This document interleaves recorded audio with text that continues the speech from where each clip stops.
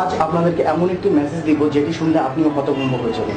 ঘটনাটি ইতিমধ্যে অনেকেই জানেন। সেটি হচ্ছে সম্প্রতি প্রকাশিত হওয়া আল্লাহ মেহেরবান গানের ভিডিও নিয়ে। দুই দেশের যৌথ প্রযোজনায় বস 2 মুভির এই গানে খুবই আবেদনময়ী ও খোলামেলা পোশাকে নেচেছেন বাংলাদেশি অভিনেত্রী নুসরাত ফারিয়া। তিনি জন্মগত সূত্রে একজন মুসলিম। এই গানটি দেখার পর ওনার ধর্ম নিয়ে প্রশ্ন জাগে, তিনি আসলে কি মুসলিম? কারণ কোনো মুসলিম কখনোই পারবে না আল্লাহ মেহেরবান শিরোনাম দিয়ে নগ্ন হয়ে নাচতে।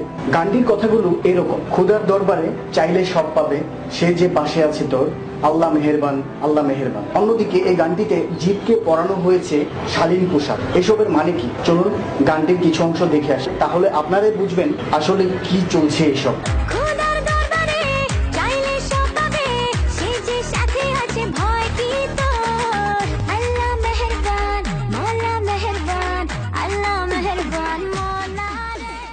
বিভিন্ন পত্র পত্রিকা এবং সোশ্যাল মিডিয়াতে গানটি নিয়ে চলছে তুমুল যুদ্ধ। কেউ কেউ বলছে গানটি ডিলিট করে দেওয়ার জন্য, ইউটিউব থেকে নামিয়ে দেওয়ার জন্য। কেউ কেউ বলছে সেন্সর বোর্ড থেকে মুভিটাকে আটকিয়ে দেওয়ার জন্য। আমরা বলবো বিধর্মীদের এসব ভণ্ডামি বন্ধ করার জন্য। কারণ এই গানটি যে কোরিওগ্রাফি করেছে সে অবশ্যই ইসলাম ধর্মের না, কিন্তু যে নেচেছে এই গানটিতে সে তো ইসলাম ধর্মের। তার ধ্যান জ্ঞান, তার মন মানসিকতা, তার ইসলামী অনুশাসন, ধর্মীয় অনুশাসন কোথায়? টাকার বিনিময়ে সবকিছু খুলতে রাজি হয়ে যায়। এরা আসলে ইসলাম ধর্মের গুণ, কাঠে যেমন গুণ ধরে আস্তে আস্তে কাঠটাকে নষ্ট করে ফেলে, ঠিক এরা হচ্ছে যে ইসলাম ধর্মের গুণ, পোকা। ইসলাম ধর্মটাকে নষ্ট করার জন্য এরাই দায়ী, বিধর্মীরা দায়ী না। তারা করতেই পারে, তারা যা খুশি তা করতে পারে, কিন্তু আমরা আমাদেরকে তো সচেতন থাকতে হবে। ভিউয়ার্স, একসময় এদেরকে বলা হতো নর্তকী।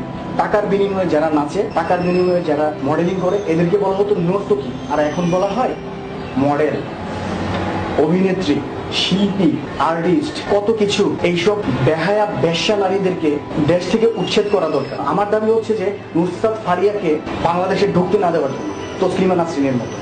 ভিউয়ার্স, আমি ভিডিওটিতে লাইক দিতে বলবো না, কাউকে না কাউকে আওয়াজ তুলতে হবে। আমার দায়িত্ব ছিল একজন ইউটিউবার হিসেবে আওয়াজ তোলা আর শেয়ার করার দায়িত্ব আপনাদের। এটার সম্পর্কে মানুষকে জানিয়ে দেওয়া এবং এটার বিরুদ্ধে আন্দোলন গড়ে তোলার দায়িত্ব আপনাদের। আপনারা কি করবেন সেটা আপনারা ডিসিশন নেন। বিদায়।